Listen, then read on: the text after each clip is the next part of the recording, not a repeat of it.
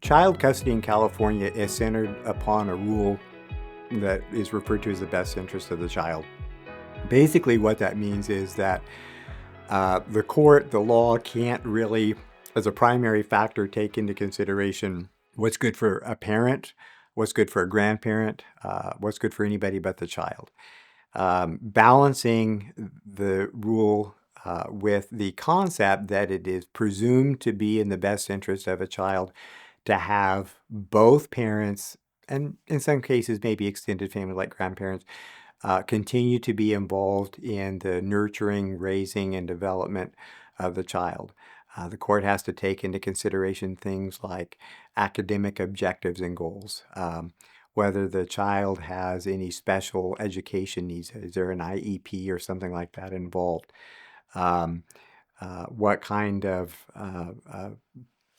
environment is best coming out of a marriage for the child? What has the child been accustomed to before the family dynamic has changed?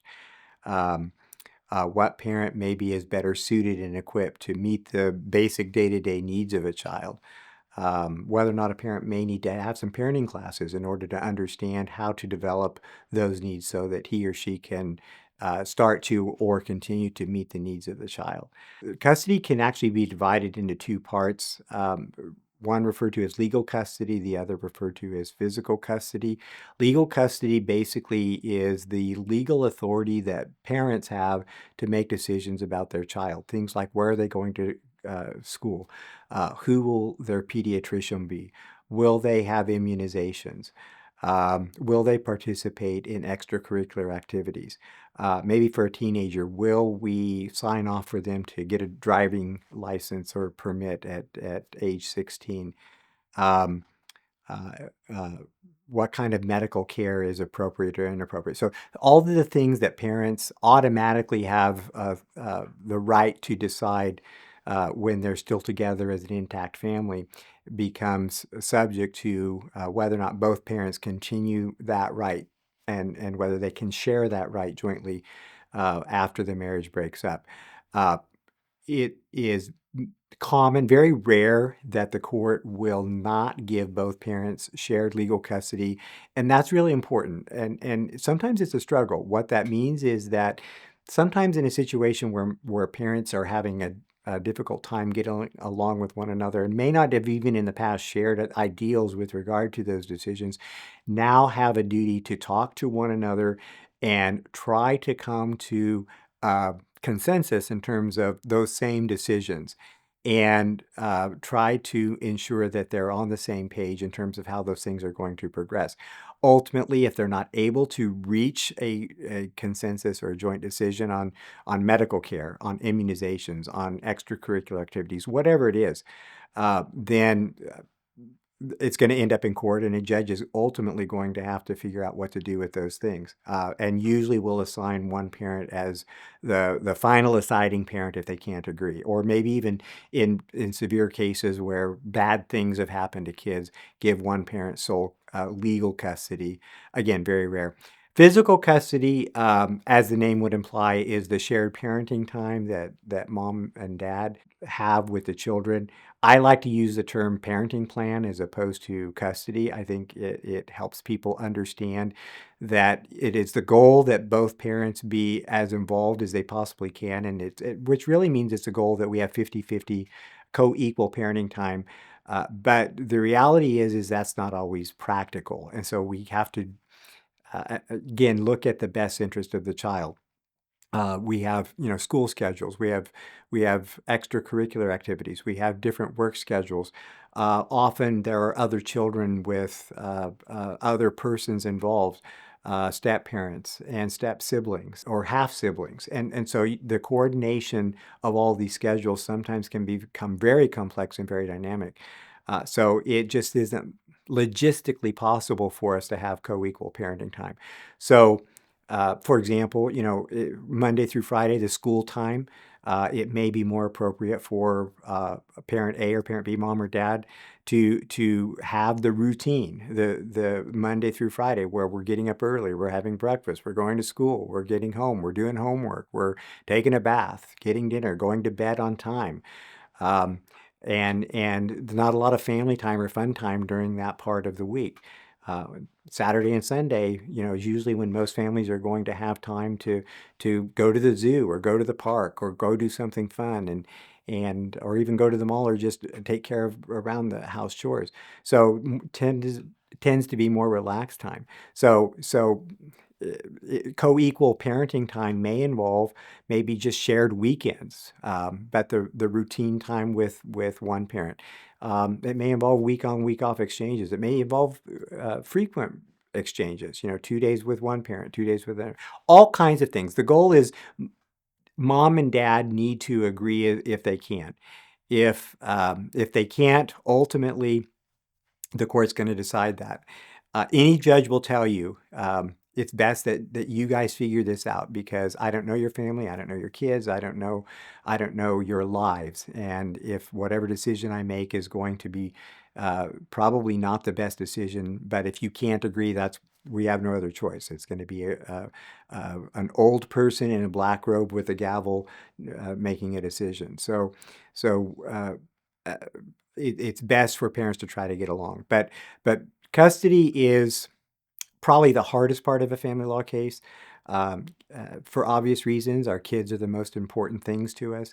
And often the real problem with custody is kids often are inadvertently by parents used in a way to hurt the other parent. And I don't think people intend to do that, but the byproduct is the result. Mom or dad is hurt.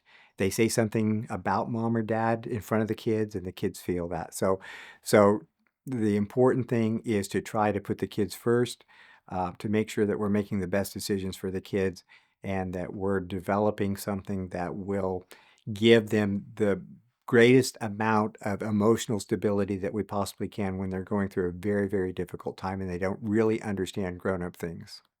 To modify a custody order really depends upon where we are in a case. So if we're in the initial part of a case, before the final judgment has been entered, if there is any change in circumstances that would make sense for the court to reevaluate whether or not it's in the best interest of the children to look at something different, then either side can file the paperwork with the court and ask the judge to reevaluate it.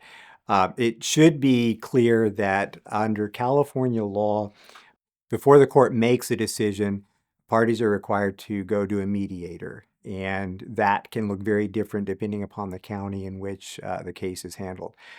Some counties are referred to as recommending counties. Those are typically bigger areas where the mediator is often a trained family counselor of some type, and that counselor is going to talk to the mom, talk to dad, in some cases talk to the children, and try to figure out really what it is everybody wants, what the goals and objectives are, and what's best for the children. If the parents are able to come to an agreement with the help of that mediator, then most of the time that mediation, that agreement is going to be adopted by the court. If the parties are not able to come to an agreement, then the counselor will make recommendations to the judge.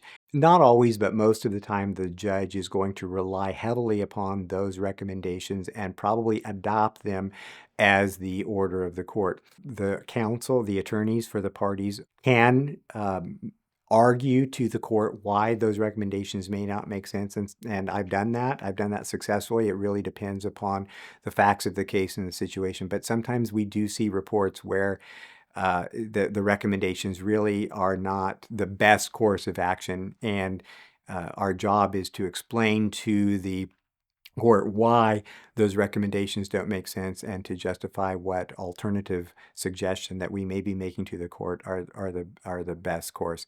After a case goes to judgment, it really is a very different situation. In order for a custody order to be modified, the legal standard is different. We have to establish what's called a substantial change in circumstances.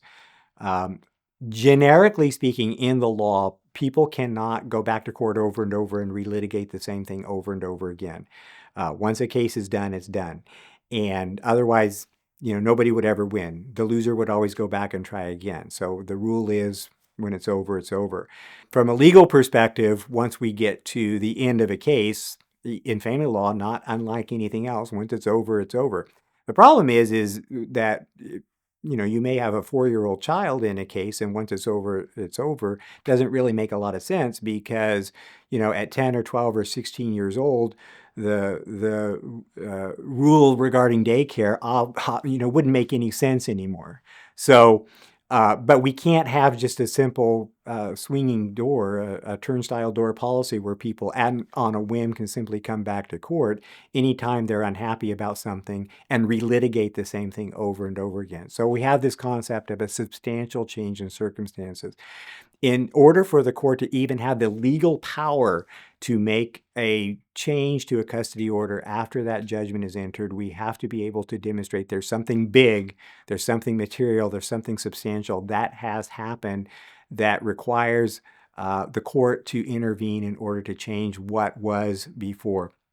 And if we can't, at the forefront of a motion or a request for order, do that, then the judge or the other side, the argument is going to be that the court doesn't have the power. There's nothing new here. There's nothing substantial enough for the court to be able to make a change. So it's been my experience that the court is pretty generous in terms of figuring out what's substantial or not.